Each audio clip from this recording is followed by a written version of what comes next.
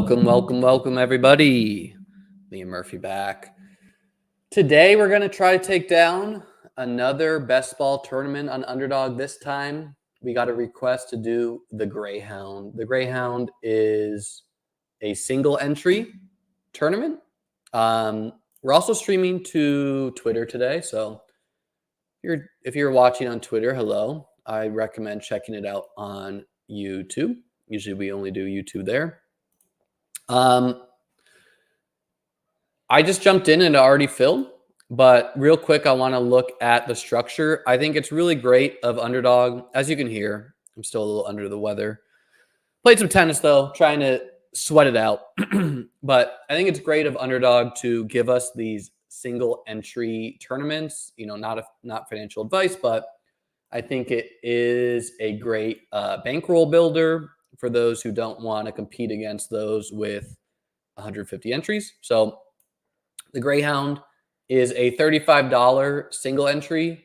The round advancement is 2 out of 12, 1 out of 5, 1 out of 4 in the semifinals, and then a 53-seat final. So feels very doable, right? All you got to do, 2 out of 12, that's normal. Then you got to beat 4 other people to advance, then 3 other people, and then you're in the finals. A min cash in the finals is $750, and first place is 30 grand. So shout out Underdog giving these great tournaments for people. We pulled the 102, pretty great place, and we are going with CeeDee Lamb. I got a comment on my last video that pretty much is requesting a high T start. They said, you're doing too much zero running back. So I'm gonna try to go running back heavy today and see if we can. If you missed it, I just dropped an article. Some people like to do this in August. Some people like to wait to August. These are the league winners. Those people are cowards, right? It's May. People are drafting. So I just dropped an article. These are the late round running backs that can be league winners. You can check that out on beatbestball.com, $99 for a year. We'll get you covered for a whole year. All things football I do and best ball related. The first part, I just kind of looked at the archetypes of the past of these late round running backs. And then the second part, dropping tomorrow, I give you my opinion of the running backs that you should be cautious on and the ones that I recommend going pretty hard on. Got some comments on the last video, more so a question. And I like to answer the questions on stream. I think it's helpful for everyone. This question was, this is not a new question, but are handcuffs a dumb idea in best ball, like an ETN and then late Bigsby, or even closer together, James Conner and Trey Benson? And yeah, I think the theory of handcuffing is not too difficult to understand, right? It can benefit in many ways. One of the running backs can be the guy who gets you there. The other running back can be, that. So in their example, Travis Etienne, advance rate monster, gets him to the playoffs, breaks his ankle week 15. Tank Bigsby, back from the dead, picks up all the work, is the guy who's not that high owned and wins it for you. You can also benefit from maybe Etienne only misses week 15, and then Tank is the guy who gets in there week 16. And then Etienne's low owned week 17 due to Tank having a good week 16 and him being hurt. And that's how you win that way. So I typically don't do it with expensive backs, meaning when I take a CMC, I'm typically drafting like I'm right, meaning I'm not taking Isaac Garendo. I'm not taking Jonathan Taylor. I prefer to take, I'm not taking like Evan Hull or whoever we think the backups are there. Elijah Mitchell. I typically prefer to do that when I've taken players like CeeDee Lamb, Jamar Chase, Tyreek Hill, because I'm trying to leverage off of CMC. I'm trying to say CMC is not the guy you need. You need CeeDee Lamb. And in fact, CMC fails, and I'm going to have the backup. So I'm benefiting from the chaos there. An example like Trey Benson and James Conner, I think that's perfectly fine if you like the offense, right? Like Achane and Mostert, that's a smash. um, Ramondre and Antonio Gibson, it's possible the offense really outperforms. It's Vegas projected win total of 5.5. Maybe Drake May is this superstar. I personally don't think the Patriots are as bad this year. Last year, I sounded the alarms. I said, what are people talking about with these Patriots? They're terrible on offense. I don't feel the same way this year. I feel like the Patriots, they had a logical offseason. They built their offense up. Will it work? Maybe. But yeah, so not the same things there. Thanks all for being here. Please do subscribe if you're watching on YouTube. We are on the road to 5K. Good morning, good afternoon, good day. I mean, it's 6 p.m. The good morning's got to stop eventually, right? Hero wide receiver CD Bill. Yeah, I'm getting the running backs, guys. Don't give them to me. Don't please the people. Hey, you got to give the people some high T starts. Honestly, I should have gone Bijan here because I like Bijan's playoff schedule. Finally getting to see Liam live and not a recording. I mean, I strictly do live drafts. So, there's only one running back here to go with. Kyron Williams, welcome to the squad. How's that for a high T start? Now, these are my rankings you're looking at, but I'm doing it, guys. We're going ETN. And, little fun fact of ETN, I've been doing some high stakes 555 drafts on DraftKings, largely because they have a rake back right now. And also because I like to draft early. And there's one guy in there who takes Travis Etienne every single time and then clicks auto draft. Not even joking, right? Like, so he'll take Etienne he'll take the Etienne here. He'll take Etienne here. He'll take him here. He'll take him here. He'll take him here. I've never not seen him get Etienne and then just click the auto draft button. And so, that is a extremely high variance strategy where he's basically saying, all third round picks are bad. ETN's the guy you need. And ETN won't ever fall to the back of the fourth. It's not my preferred strategy. I do like ETN, the player. But these are $555 drafts, right? These are not your puppies of the world. So the thing about ETN is I like ETN. Like, I like him more than Josh Jacobs. I like him more than Derrick Henry. But he does fall to the back of the fourth sometimes. So my feelings are irrelevant if the market will give us that. As far as a single entry thing, who cares, right? Not many people are doing this with ETN. And hopefully not a lot of ETNs are falling to pick 47. You think ETN's drafting himself on DK? Hey, he was teammates with Calvin Ridley. You're connecting dots.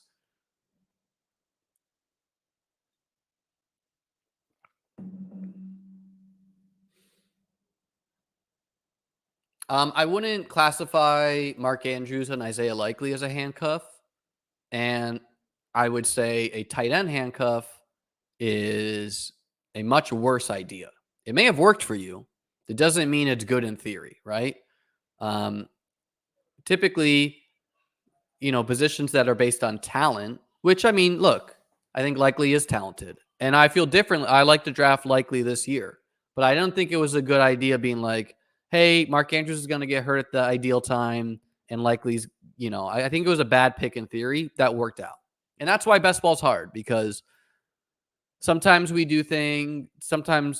may do things that are not the best strategy, and it works.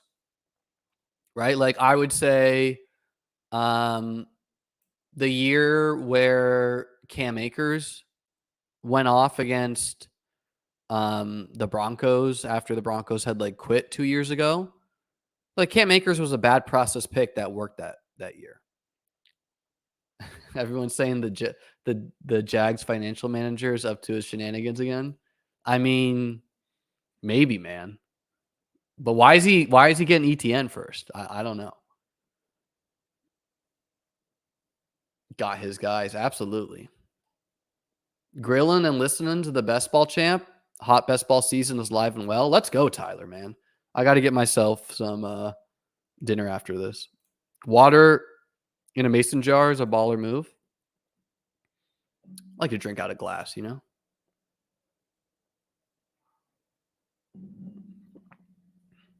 You got Kyron at 40 and Jacobs at 57. Wow. I mean, Kyron at 40 is egregious by the market, but hey, the market's going to do what the market's going to do. Did you get him with CD Lamb, though? And then what made you decide that you were going running back on the 2-3 turn before even seeing how the board fell? Well, because this one's kind of a content draft where a couple people have requested, like I don't ever go into a stream and being like, this is what I'm going to do. I typically just let the draft fall to me. But this time, a couple people were like, can you show us a high T RB start? And so we're going to do that. We're people pleasers over here. And I mean, I don't really like Josh Jacobs that much. I do like Josh Jacobs, but I just think he's going to be sharing the rock with Lloyd. But whatever, we're doing it. We're high T group here. And my last draft, if you caught it, was a like a hero wideout extreme start on DK. And this time we're doing the opposite, where we're going 4 running backs and we're stopping. So I might take running back here. I like these running backs. I like these wide receivers, though, because wide receiver really does dry up. So I think the prudent, even though I like James Cook, especially from a single week spike perspective, I'm going to take Christian Kirk here, building out a little bit of a jag stack here. And wide receiver really dies after Terry McLaurin, in my opinion.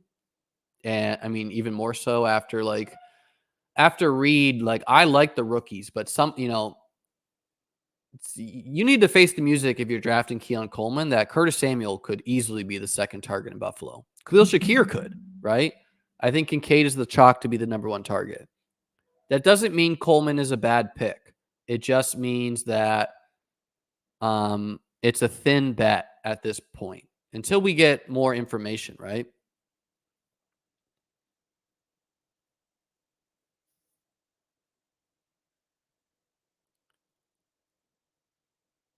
What's the latest you've seen Laporta fall? Probably like 3-4.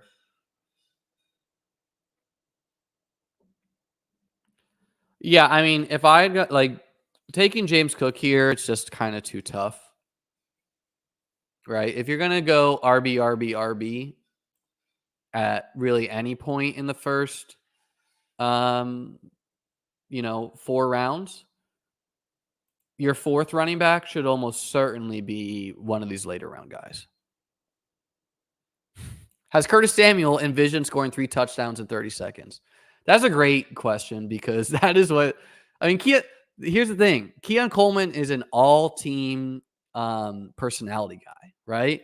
And I wish people didn't like Keon Coleman. I wish he wasn't as cool as he was because I was drafting all of the Keon Coleman pick 100 or pick 90, and maybe I'm a little bit price anchored there, and I just got to get over it because the upside case is on Keon Coleman's easy to sell. Becomes the number 1, right? He's not playing with that impressive of target competition.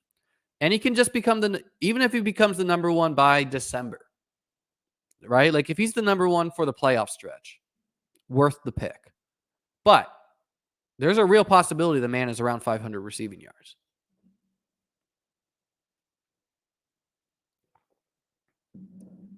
He seems like a cool dude. He seems like a real cool dude. Thoughts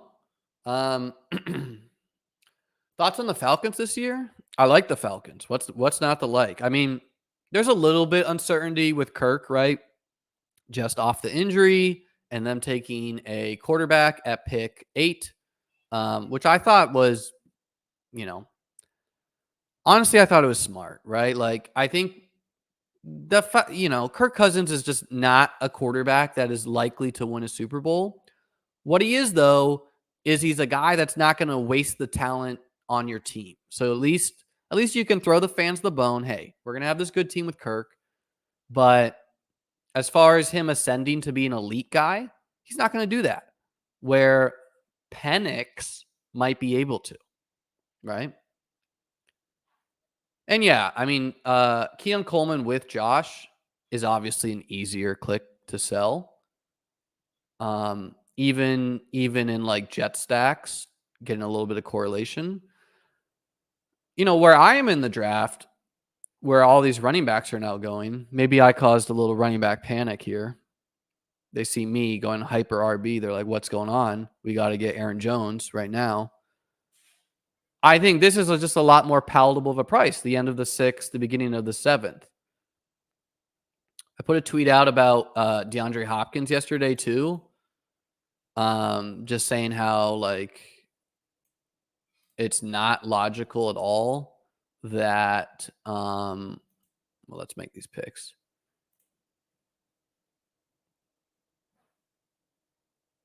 All right, let's go Lad first. Just by ADP. Makes sense. And Lad, it's not hard to envision Lad being the number one target. It's just not, right? Josh Palmer is a decent guy. Quentin Johnston is almost certainly a bust. And, DJ Chark, deep threat. Okay, so we would have liked to go Coleman here with our 4th pick, but I'm high on Brian Thomas Jr. They're going to force me to stack up the Jags. We're going to do it. Ideally we get Trevor, but we're not going to, even if we don't get Trevor, so be it. But yeah, I put out this tweet yesterday because I've been seeing a lot of Jordan Addison love. And this isn't fully fair, some people pointed out, because the books are probably baking in the possibility of Sam Darnold starting the year. But Will Levis' season-long passing prop, 3,400 yards. McCarthy's 2,900 yards, same amount of touchdowns. ADP, Calvin Ridley 64, Jordan Addison 69, DeAndre Hopkins 80. Oh, and by the way, DeAndre Hopkins' season-long prop is like 900 receiving yards. Guess what Calvin Ridley's is? 825.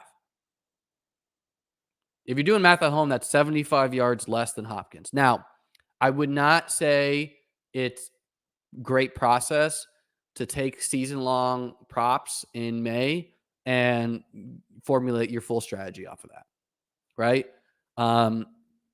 Why? Well, you can't bet that much money on these props. So, how serious are the books even taking them? And then, Calvin Ridley versus Hopkins, I don't dislike Calvin Ridley because I think Calvin Ridley could be more of the deeper threat. And we expect Will Levis to be a fuck it, he's down there somewhere type of guy and just throw the ball 40 yards down the field. Whereas Hopkins, I expect to be more of the red zone role, more of the chain mover, and still having some deep targets, right? So, and then in Jordan Addison's case, the dude ran really hot. And when/if TJ Hawkinson returns, he's going to be way more of a target dominant threat to Addison than Tyler Boyd is going to be, right? So, and of course, there's the possibility that, McCarthy, what if McCarthy is Stroud-like, right? Like, I think we're overdoing that. It's pretty rare to see a Stroud-like rookie, but what if he is? Well, then, of course, Addison's paying off. Hawkinson's paying off. Jefferson's paying off. And then what if Will Levis? What if Will Levis makes that leap? There's the possibility for both of those quarterbacks to be better than the market predicts, which is not what, props are doing here. And it's kind of funny. I sent off this tweet and then a 555 draft filled. And in the high stakes draft, Hopkins went pick 71 and I was here at pick 80. And all these other wideouts went. And so I took Jordan Addison after getting no Jordan. When Jordan Addison was around expensive, I just wasn't getting any. And again, I think that's a little maybe too price anchoring where it's who cares about a round difference, right? But the dude had just had a bit of a fluky season. There was injuries to Jefferson. There was injuries to Hawkinson. There's all these deep touchdowns that I'm not as convinced McCarthy's going to be able to do. So, yeah.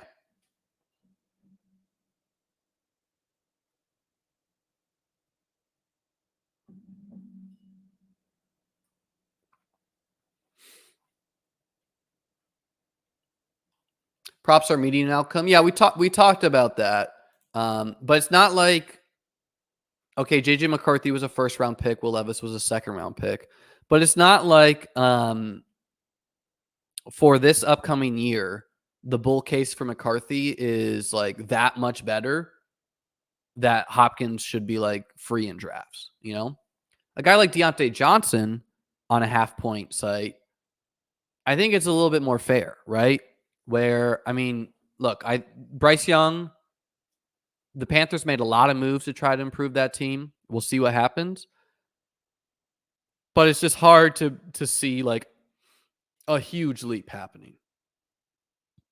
Even and also, it's not like Adam Thielen is a slouch from a targets perspective, and they got Xavier Legette there. What I like about Hopkins is it's really just Calvin Ridley and him. You know,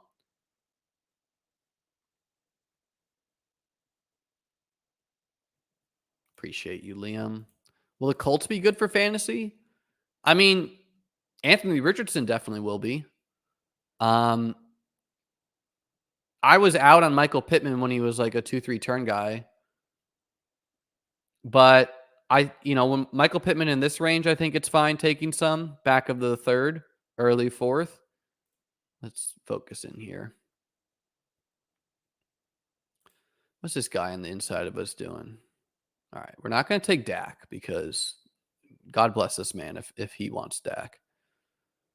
I mean, we could double QB it. No, let's just go Curtis. I like Curtis Samuel a lot. I have him ranked higher than his ADP.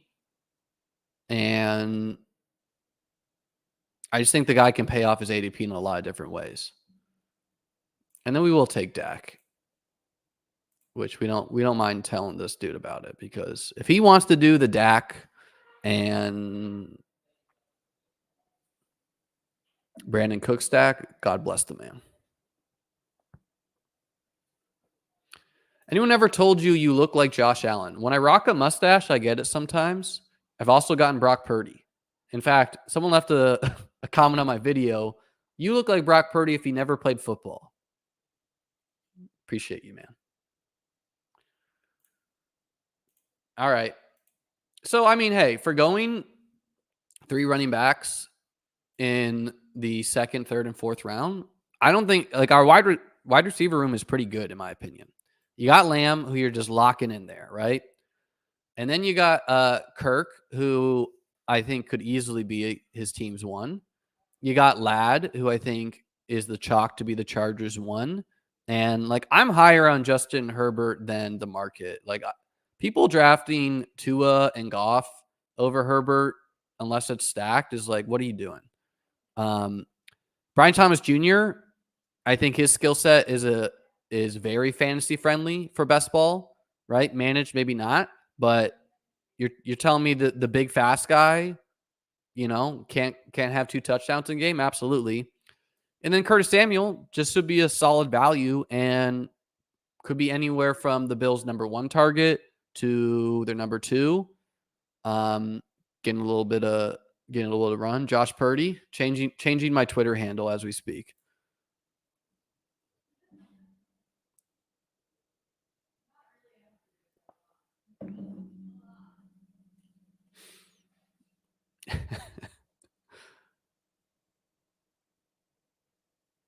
No, I mean, back on the Colts, like in a half point PPR land, Josh Downs without Richardson isn't my favorite click on the board. I fail to see huge touchdown upside unless he's just like that good, which I think he is good, to be clear.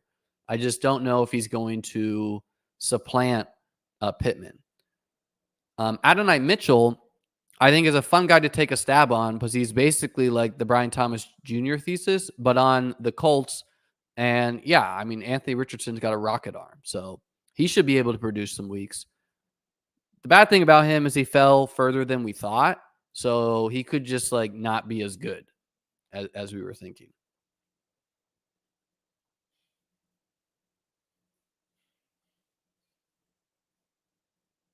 So I like the squad. I mean, Tough for everyone in the room here, but we're going on to build a winning team.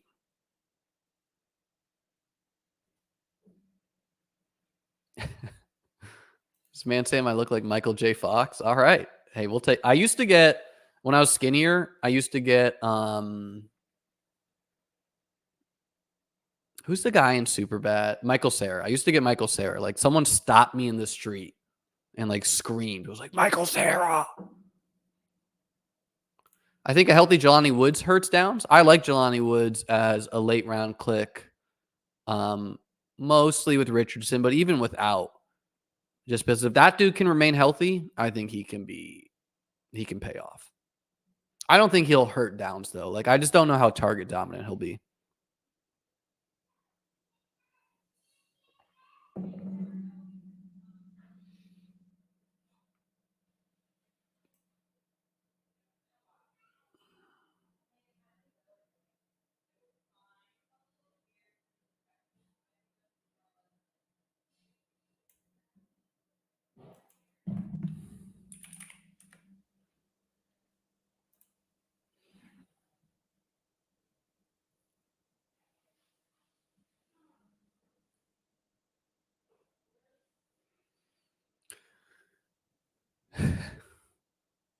It was a lady, and I just kept walking.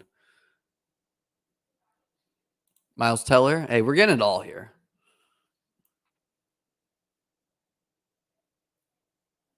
Just looking at refreshing my schedule. I got week 17 down pat, but the Rams got San Fran, Jets, and Arizona. That could be a pretty run heavy stretch for them where, I mean, against the Cardinals, they just might be able to run the ball. And then against San Fran and the Jets, they might just not want to test the secondary and the pass rush.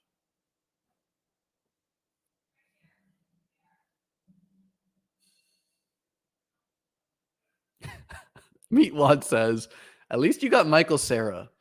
I shaved my head one year, grew it out, broke my arm, got slightly fat, and then got called Jonah Hill from Superbad when my hair frowed. Made me start going to the gym, Lamal. I mean, hey, never say that bullying didn't have a positive impact. You know, like, okay, you didn't feel good about being called Jonah Hill, but you know, got you going to the gym, a positive thing. So mixed bag there. That's a funny story though, Meatwad. Um, okay.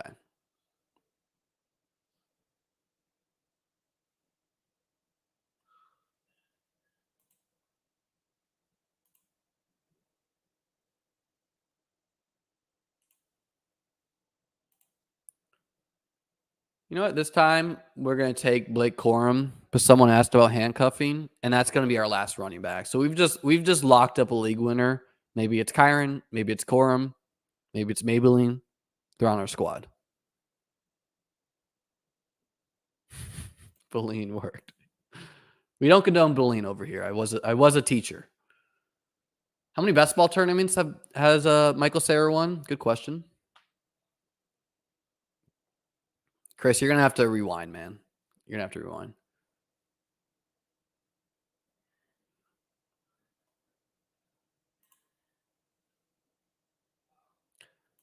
I mean, a big part of me wants to take Shakir here and just lock up another, like maybe it's not Samuel, maybe it is Shakir, and that's fine. Another part of me wants to take Brandon Cooks to go with Dak, but I think we're just going to take Trevor. Unlikely to make it back. If the room's thinking, they would just like let him fall around, and I also have the Herbert fallback. But why not? Why risk it when we've got Brian Thomas Jr., we got Kirk, we got ETN. Let's grab Trevor and be done.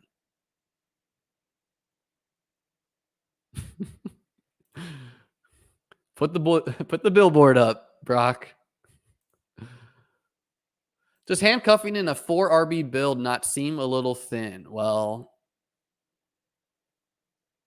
call me 110 pounds, brother, because it's what we're doing.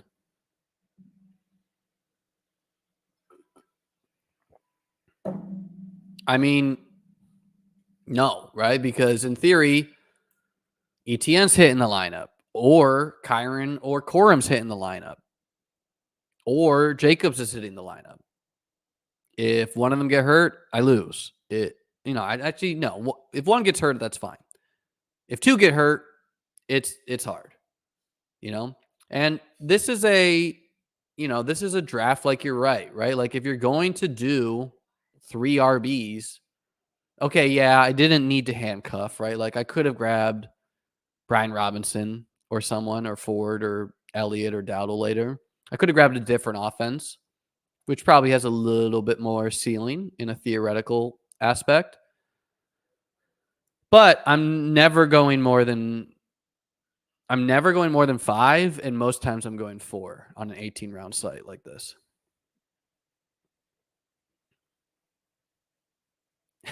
We as thin as someone on Ozempic. We threw up breakfast twice this morning.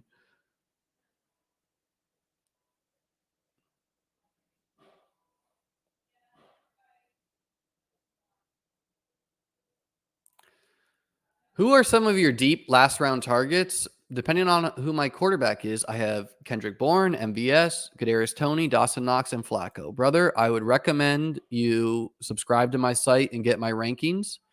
I don't like several of those players.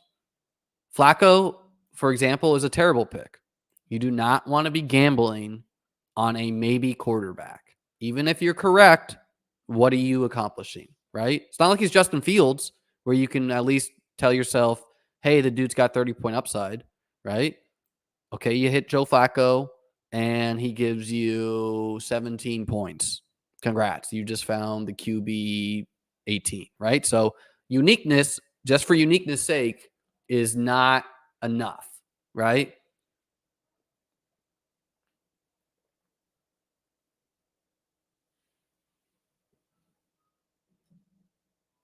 Some of the players I think are fine. I think MVS is a fine. I think Kendrick Bourne, I think is perfectly fine. There is the possibility he's a total zero though, so understand that. I mean, he's hurt right now.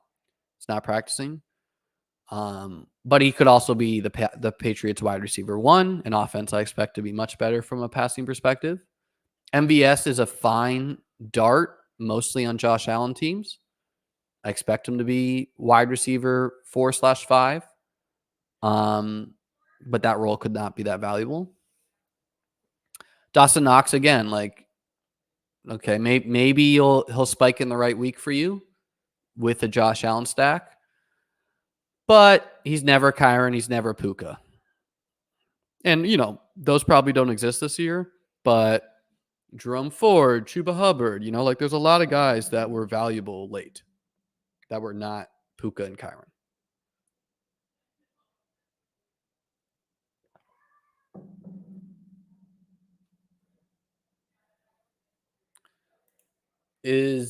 I think Barry is basically asking, is going single elite tight end make any sense? I've talked about this before. I think single elite quarterback has some merit. Josh Allen, Hurts, Richardson, mainly. Single elite tight end is not good in my opinion. Why? Well, tight end is an extremely touchdown dependent position, right? So do they fall in the end zone? Yes or no? So you kind of want some more shots there. That's typically a high variance thing, whether they do or not, even for the good ones. And then even if you have a tight end who smashes, right? The year that Mark Andrews smashed, the year I won Best Ball Mania 2, well, ownership super condenses. So by the time Mark Andrews made it to the finals, he was well over 50% owned.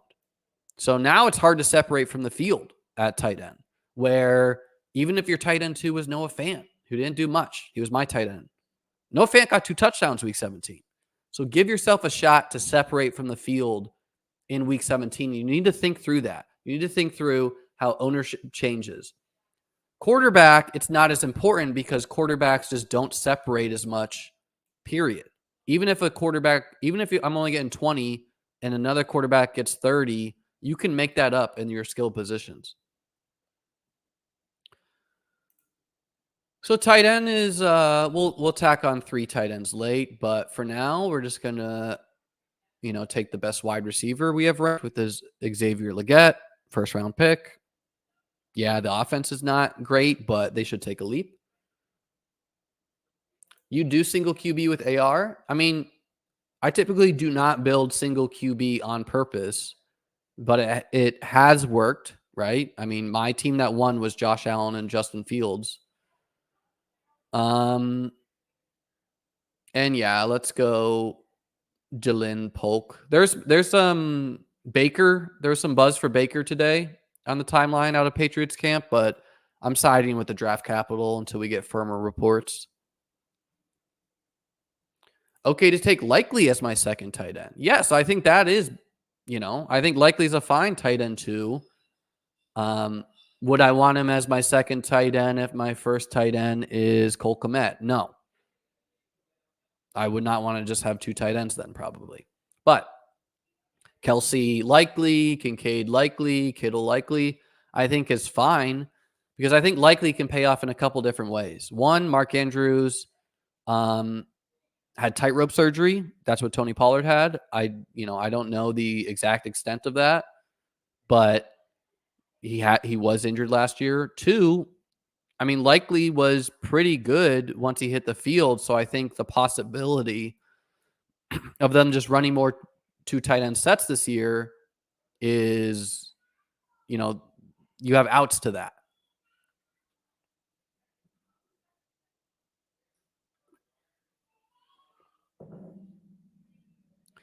AR is likely not playing all 17 games, so he's the last quarterback to play single with. I mean, what are you basing that off of? Because he got hurt last year? You're gonna take that and just draw a line? Were you the guy who was also taking Jonathan Taylor over CMC? Because CMC gets hurt, guys. Can't take the upside guy. Again, I don't usually go single QB or single tight end on purpose, but what is Likely's role in non-contention? They run 2 tight end sets. They take Bateman off the field. They take Devontae Walker off the field, and they get Likely and Andrews running routes.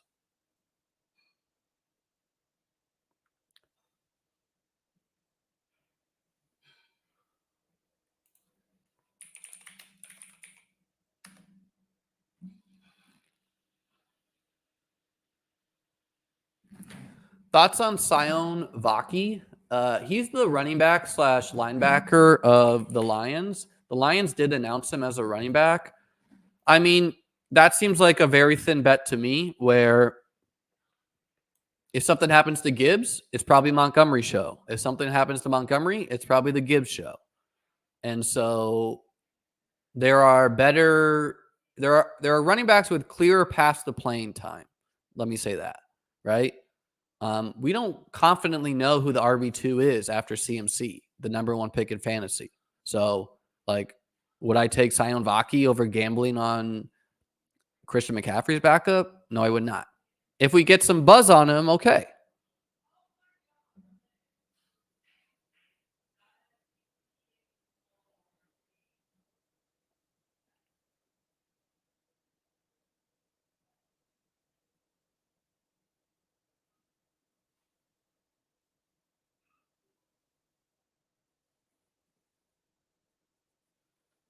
Oh, we're sending it. Appreciate you all being here again. Please do click the subscribe button, because we got big things planned. And if you haven't checked out beatbestball.com, do so. Also, the link to join my Discord for those watching on YouTube is below. I always notify when I'm going live on stream in there, so make sure to get in there.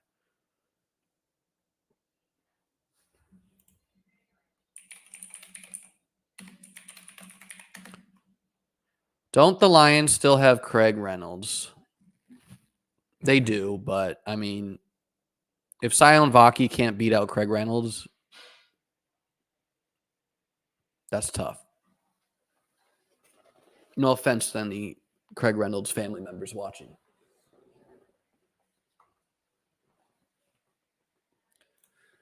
So we got 2470. Definitely going to tack on 3 tight ends.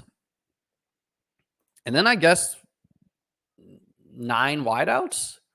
Possibly I'll add a 5th running back if I fancy it. Definitely not going more than 2 QB. Don't really see the need to. Week 17 stacks. We don't have much going on for that right now. We do have Ladd versus Jalen Polk. I think that's a fun game because I think the Chargers defense could be pretty bad.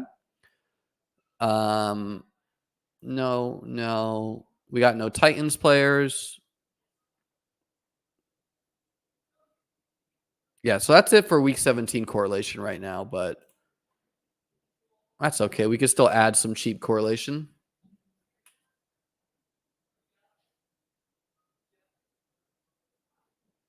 The Lions announced him as a running back. So to me, if you wanted him to be safety, you would announce him as one.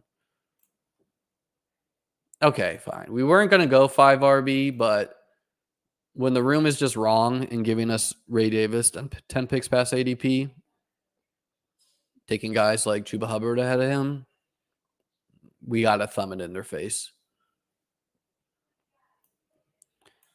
Right, and that's the nice thing with me only going like I still felt I had the flexibility because I personally don't think this wide receiver room is like terrible, right? Like I don't feel like I got buried at wideout. All right, and sure, Ben Sinnott. I mean, the thing about Ben Sinnott is he could be a total zero. Like there is the possibility Zach Ertz is just the tight end there, and Sinnott's got to wait a year.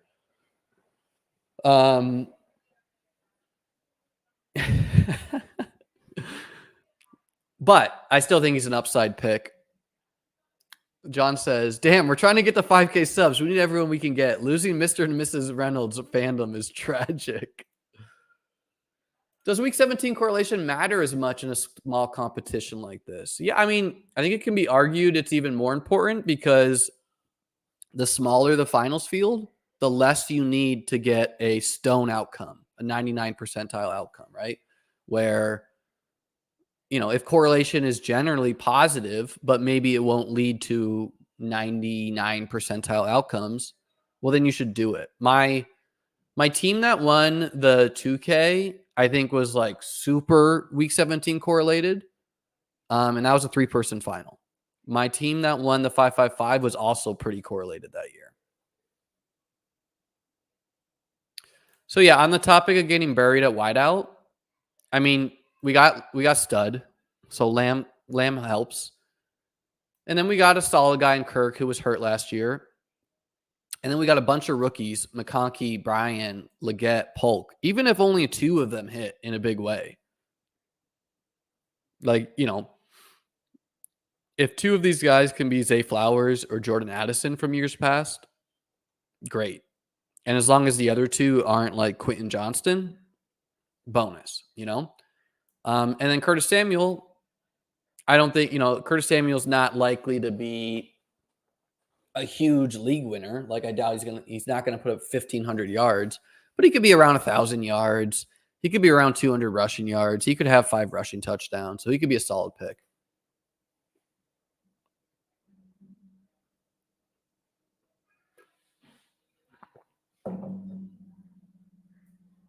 Brock's saying that makes sense. It raises your chance of having an upper quartile performance, which may be all you need. You don't need that 99th percentile outcome necessarily, though. Yeah.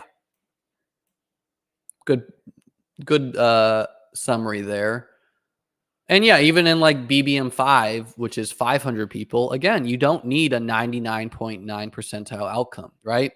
Some people look at this and they're like, oh, I got to beat 650,000 people. I have to take Sion Vaki. No shots. He was just at my mind. I think it was a fine question. But no, you don't got to get that cute, right? Unless you have like information that is leading you to do it. I'm not going to win the Greyhound because I'm going to win the Greyhound. I mean, you were like the 3rd egomaniac to comment that. Jokes. It's good to have confidence in yourself.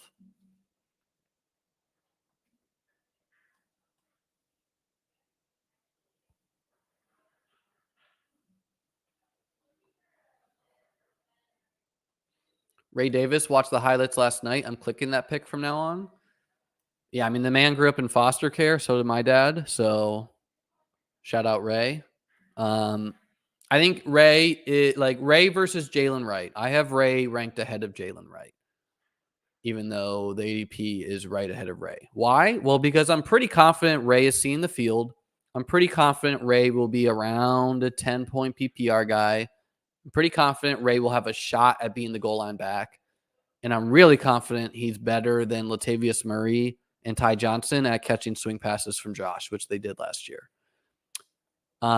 I'm also confident he's not going to be a 20-point per game guy, even if something happens to Cook, unless something happens to Josh Allen, right? Like he would need something to happen to Josh Allen to just be like, just have them like running the ball that much and have a huge goal line role. Whereas Jalen Wright, I think Jalen Wright has a lot more upside than Ray, right? So I think it's a fine spot to mix. But the possibility of Jalen Wright being a stone zero is high, right?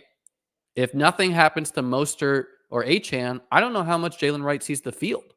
He might just be insurance until Mostert's gone in a year.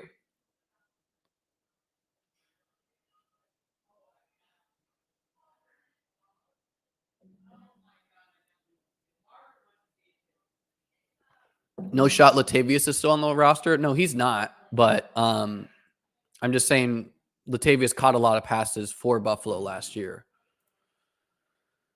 All right, tight end is a rough group, but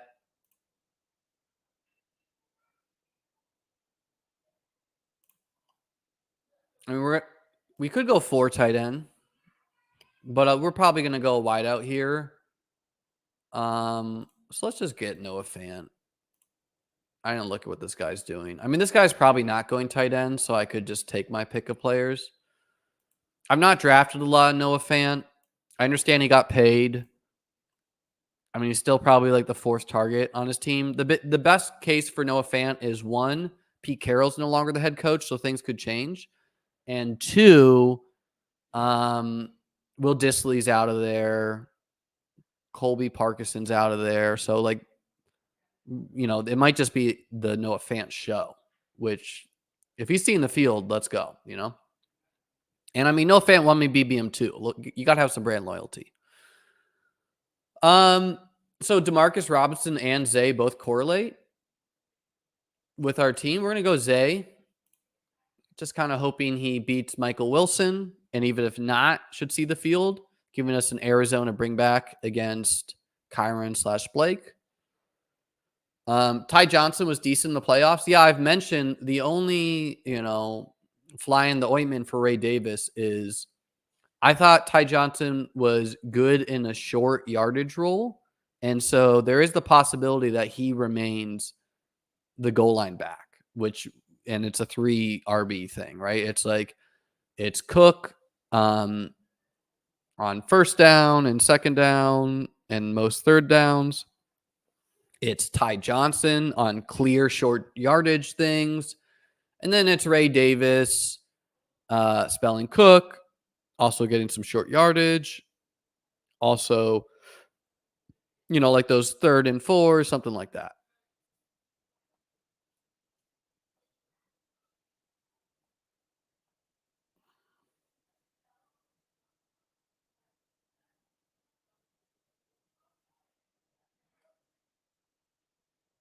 We got some humility in the comments. Nick says AR has played 1 full season since high school, got hurt senior year of high school.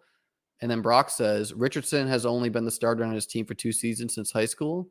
And Nick said fair point, right? So, hey, we got people debating out here. GM, welcome star. We're landing the plane here. We're getting 1 more tight end. And then, sometimes I'd rip a second stream here, especially with this fire thumbnail I made.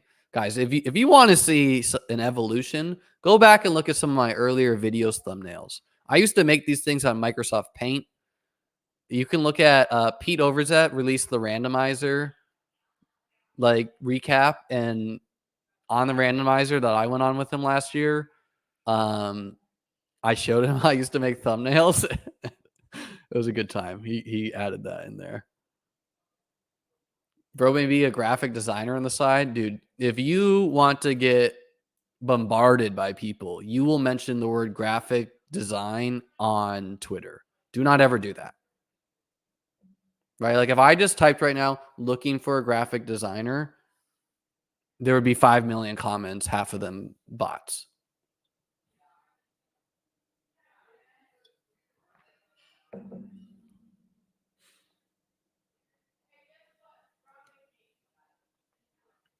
Being able to witness the evolution of this channel's thumbnails has been an honor.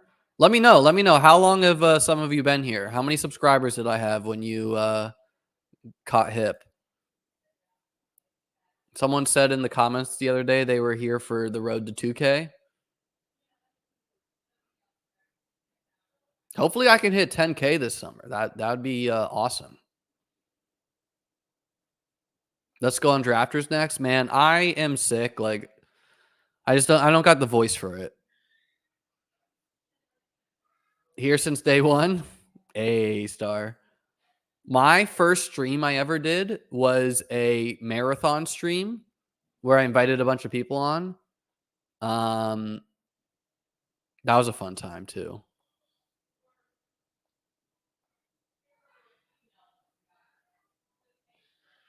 You're out? Bro, you're going to miss the league winning tight end I'm getting here. Let go 15K. Appreciate you. Don't people just AI thumbnails now? You know, Mad Sox, maybe they do, but I roll up the sleeves. I get on there and I make it myself. I've tried to AI some. They look bizarre.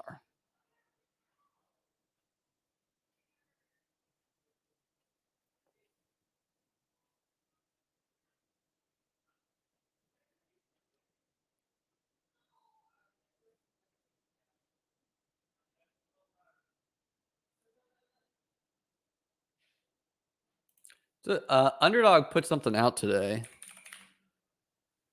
And I don't know what it means, you know. But which I think I need to look at the Underdog drafts.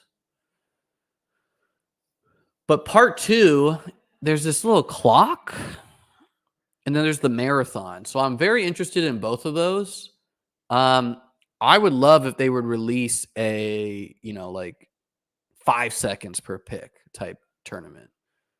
You know, anytime you can draft Jelani Woods, who got a 10.0 on the raw athletic score, you got to do it. So we're doing that. I think Dulcich and Woods are 2 upside clicks. The man's practicing. Let's root for his hamstrings. Have you done your Greyhound entry? Tyler, you are watching it. You just watched it, brother. You just watched it. The end of it, that is. Streamed the winner. Boom. So it is a Dak and Trevor Lawrence team. Kyron, ETN, Josh Jacobs, Blake Corum, Ray Davis. I see no reason not to try to leave with one of Corum or Williams in the draft. Lamb, Kirk, McConkey, Brian Thomas Jr., Curtis Samuel, Leggett, Jalen Polk, and Zay Jones. Ben Sinnott, Noah Fant, Jelani Wood. So 4 going 3 early RBs. And, you know, not like, would I have preferred to have Chan as one of these guys? Yeah, I would have. But we don't, you know. I think my wide receiver room, there's the possibility that they're good, right? So appreciate you all being here. Check out beatbestball.com. Click the like button, click the subscribe button. Probably be back tomorrow. Hopefully I'll be feeling better soon. Peace out.